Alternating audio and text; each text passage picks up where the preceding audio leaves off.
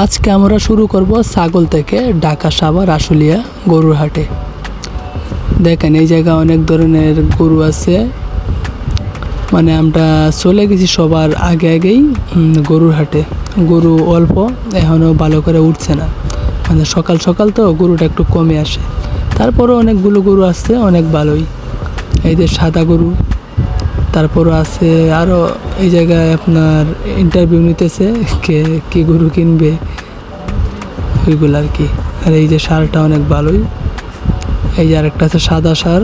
তারপরও অনেকগুলা গরু আছে, দেখতে অনেক ভালোই। আর এইগুলো হচ্ছে আরও ভালো ভালো গরু, অনেক মোটা তাজা। তারপরে আরও দেখেন অনেক গরু। এই যে কালো কালো গরুগুলা দেখতে কিন্তু অনেক ভালোই লাগে।